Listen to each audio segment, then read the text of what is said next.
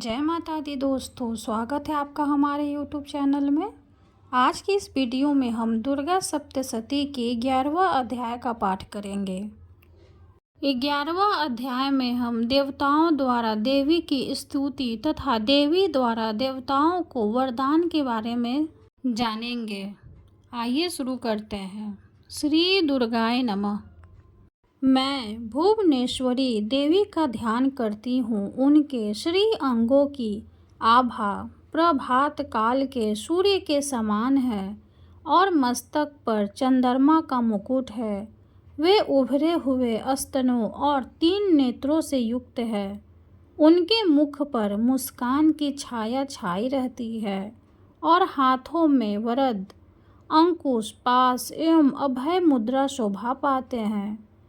ऋषि कहते हैं, देवी के द्वारा वहाँ महादैत्यपति शुंभ के मारे जाने पर इंद्र आदि देवता अग्नि को आगे करके उन कात्यायनी देवी की स्तुति करने लगे। उस समय अभीष्ट की प्राप्ति होने से उनके मुख कमल दमक उठे थे और उनके प्रकाश से दिशाएं भी जगमगा उठी थी। देवता बोले, शरणागत की पीड़ा दूर करने वाली देवी, हम पर प्रसन्न हो। संपूर्ण जगत की माता प्रसन्न हो। विश्वहरे, विश्व की रक्षा करो। देवी, तुम ही चराचर जगत की अधीश्वरी हो। तुम इस जगत का एकमात्र आधार हो, क्योंकि पृथ्वी रूप में तुम्हारी ही स्थिति है। देवी, तुम्हारा पराक्रम अलंघनीय है। तुम ही जल रूप में स्थित होकर संपूर्ण जगत को तृप्त करती हो। तुम अनंत बल संपन्न वैष्णवी शक्ति हो। इस विश्व की कारणभूता परामाया हो। देवी, तुमने इस समस्त जगत को मोहित कर रखा है। तुम ही प्रसन्न होने पर इस पृथ्वी पर मोक्ष की प्राप्ति कराती हो। देवी, संपूर्ण विद्याएं तुम्हारे ही भिन्न भिन्न स्वरूप है। जगत में जितनी स्त्रियां हैं वे सब तुम्हारी ही मूर्तियां हैं। जगदम्बा, एकमात्र तुमने ही इस विश्व को व्याप्त कर रखा है। तुम्हारी स्तुति क्या हो सकती है। तुम तो स्तवन करने योग्य पदार्थों से परे एवं परावानी हो। जब तुम सर्वस्वरूपा देवी स्वर्ग तथा मोक्ष प्रदान करने वाली हो, तब इसी रूप में तुम्हारी स्तुति हो गई। तुम्हारी स्तुति के लिए इससे अच्छी उक्तियाँ और क्या हो सकती है। बुद्धि रूप से सब लोगों के हृदय में विराजमान रहने वाली तथा स्वर्ग एवं मोक्ष प्रदान करने वाली नारायणी देवी, तुम्हें नमस्कार है। कला, कांधा आदि के रूप से क्रमशः परिणाम अवस्था परिवर्तन की ओर ले जाने वाली तथा विश्व का उपसंहार करने में समर्थ नारायणी, तुम्हें नमस्कार है। नारायणी, तुम सब प्रकार का मंगल प्रदान करने वाली मंगलमयी हो। कल्याणदायिनी शिवा हो। सब पुरुषार्थों को सिद्ध करने वाली शरणागत वत्सला, 3 नेत्रों वाली एवं गौरी हो, तुम्हें नमस्कार है। तुम सृष्टि पालन और संहार की शक्तिभूता सनातनी देवी, गुणों का आधार तथा सर्वगुणमयी हो। नारायणी, तुम्हें नमस्कार है। शरण में आए हुए दीनों एवं पीड़ितों की रक्षा में संलग्न रहने वाली तथा सबकी पीड़ा दूर करने वाली नारायणी देवी, तुम्हें नमस्कार है। नारायणी, तुम ब्राह्मणी का रूप धारण करके हंसों से जूते हुए विमान पर बैठती तथा कुश मिश्रित जल छिड़कती रहती हो, तुम्हें नमस्कार है। महेश्वरी, रूप से त्रिशूल, चंद्रमा एवं सर्प को धारण करने वाली तथा महान वृषभ की पीठ पर बैठने वाली नारायणी देवी, तुम्हें नमस्कार है। मोरों और मुर्गों से घिरी रहने वाली तथा महाशक्ति धारण करने वाली कौमारी रूप धारणे निष्पापे नारायणी तुम्हें नमस्कार है। शंख चक्र गदा और शंख धनुष रूप उत्तम आयुधों को धारण करने वाली वैष्णवी शक्ति रूपा नारायणी तुम प्रसन्न हो, तुम्हें नमस्कार है। हाथ में भयानक महाचक्र लिए और दाढ़ों पर धरती को उठाए वाराही रूप धारिणी कल्याणमयी नारायणी तुम्हें नमस्कार है। भयंकर निःसिंह रूप से दैत्यों के वध के लिए उद्योग करने वाली तथा त्रिभुवन की रक्षा में संलग्न रहने वाली नारायणी तुम्हें नमस्कार है। मस्तक पर किरीट और हाथ में महावज्र धारण करने वाली सशस्त्र नेत्रों के कारण उद्दीप्त दिखाई देने वाली और वित्रासुर के प्राणों का अपहरण करने वाली इंद्र शक्ति रूपा नारायणी देवी तुम्हें नमस्कार है। शिवदूती रूप से दैत्यों की महती सेना का संहार करने वाली भयंकर रूप धारण तथा विकट गर्जना करने वाली नारायणी तुम्हें नमस्कार है।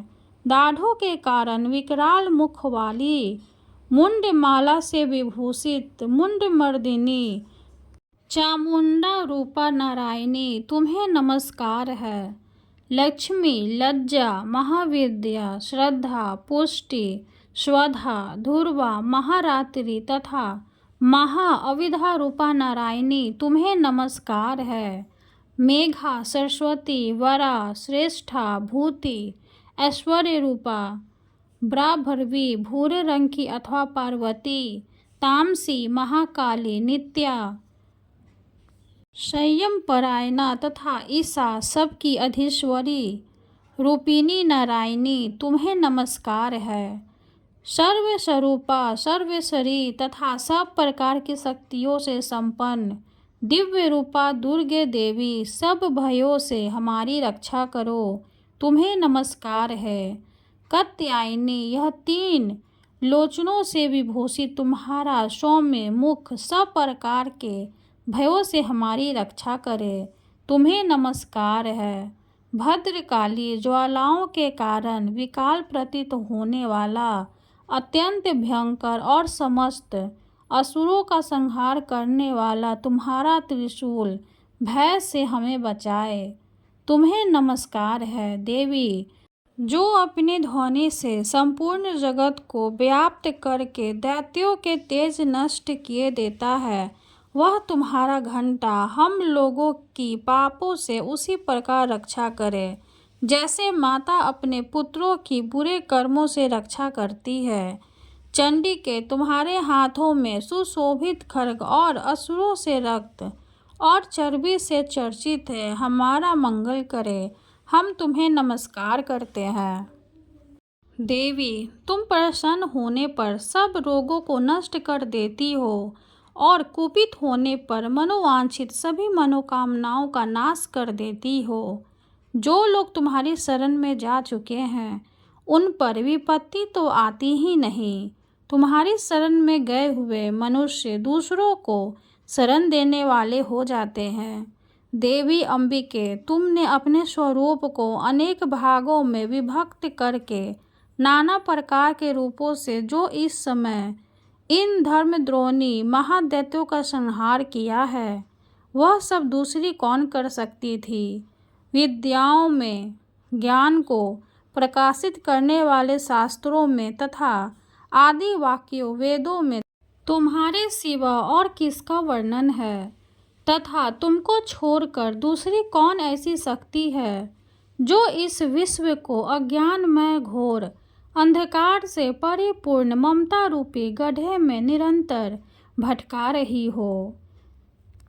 जहाँ राक्षस, जहाँ भयंकर विष वाले सर्प, जहाँ शत्रु, जहाँ लुटेरों की सेना और जहाँ दावानल हो, वहाँ तथा समुद्र के बीच में भी साथ रहकर तुम विश्व की रक्षा करती हो। विश्वेश्वरी तुम विश्व का पालन करती हो, विश्व रूपा हो, इसलिए संपूर्ण विश्व को धारण करती हो। तुम भगवान विश्वनाथ की भी वंदनीय हो। जो लोग भक्ति पूर्वक तुम्हारे सामने मस्तक झुकाते हैं वे संपूर्ण विश्व को आश्रय देने वाले होते हैं। देवी प्रसन्न हो, जैसे इस समय असुरों का वध करके तुमने शीघ्र ही हमारी रक्षा की है, उसी प्रकार सदा हमें शत्रुओं के भय से बचाओ। संपूर्ण जगत का पाप नष्ट कर दो और उत्पात एवं पापों के फलस्वरूप प्राप्त होने वाली महामारी आदि बड़े बड़े उपद्रव को शीघ्र दूर करो। विश्व की पीड़ा दूर करने वाली देवी, हम तुम्हारे चरणों पर पड़े हुए हैं, हम पर प्रसन्न हो। त्रिलोक निवासियों की पूजनीय परमेश्वरी, सब लोगों को वरदान दो। देवी बोली, देवताओं, मैं वर देने को तैयार हूँ। तुम्हारे मन में जिसकी इच्छा हो वह वर मांग लो। संसार के लिए उस उपकारक वर को मैं अवश्य दूंगी। देवता बोले, सर्वेश्वरी, तुम इसी प्रकार तीनों लोकों की समस्त बाधाओं को शांत करो और हमारे शत्रुओं का नाश करती रहो। देवी बोली, देवताओं, वैवस्वत मनवंतर के 28वें युग में शुंभ और निशुंभ नाम के 2 अन्य महादैत्य उत्पन्न होंगे। तब मैं नंद गोप के घर में उनकी पत्नी यशोदा के गर्भ से अवतीर्ण हो विंध्याचल में जाकर रहूंगी और उस वक्त दोनों असुरों का नाश करूंगी। फिर अत्यंत भयंकर रूप से पृथ्वी पर अवतार ले मैं वैप्रचित नाम वाले दानवों का वध करूंगी। उन भयंकर महादैत्यों को भक्षण करते समय मेरे दांत अनार के फूल की भांति लाल हो जाएंगे। तब स्वर्ग में देवता और मर्त्यलोक में मनुष्य सदा मेरी स्तुति करते हुए मुझे रक्तदंतिका कहेंगे। फिर जब पृथ्वी पर 100 वर्षों के लिए वर्षा रुक जाएगी और पानी का अभाव हो जाएगा, उस समय मुनियों के अस्तमन करने पर मैं पृथ्वी पर अयोनिजा रूप में प्रकट होंगी और 100 नेत्रों से मुनियों को देखूंगी। अतः मनुष्य शताक्षी इस नाम से मेरा कीर्तन करेंगे। देवताओं, उस समय मैं अपने शरीर से उत्पन्न हुए शाकों द्वारा समस्त संसार का भरण पोषण करूंगी। जब तक वर्षा नहीं होगी तब तक वे शाक ही सबके प्राणों की रक्षा करेंगे। ऐसा करने के कारण पृथ्वी पर शाकंभरी के नाम से मेरी ख्याति होगी। उसी अवतार में मैं दुर्गम नामक महादैत्य का वध भी करूंगी। इससे मेरा नाम दुर्गा देवी के रूप में प्रसिद्ध होगा। फिर मैं जब भीम रूप धारण करके मुनियों की रक्षा के लिए हिमालय पर रहने वाले राक्षसों का भक्षण करूंगी, उस समय सब मुनि भक्ति से नतमस्तक होकर मेरी स्तुति करेंगे। तब मेरा नाम भीमा देवी के रूप में विख्यात होगा। जब अरुण नामक दैत्य तीनों लोकों में भारी उपद्रव मचाएगा, तब मैं तीनों लोकों का हित करने के लिए 6 पैरों वाले असंख्य भ्रमरों का रूप धारण करके उस महादैत्य का वध करूंगी। उस समय सब लोग भ्रामरी के नाम से चारों ओर मेरी स्तुति करेंगे। इस प्रकार जब जब संसार में दानवी बाधा उपस्थित होगी तब तब अवतार लेकर मैं शत्रुओं का संहार करूंगी। इस प्रकार श्री मार्कंडेय पुराण में सार्वनिक मनवंतर की कथा के अंतर्गत देवी महात्म्य में देवी स्तुति नामक 11वां अध्याय पूरा हुआ। बोलो जय माता दी। वीडियो अगर अच्छी लगे तो लाइक कर दे, चैनल को सब्सक्राइब कर दे। धन्यवाद।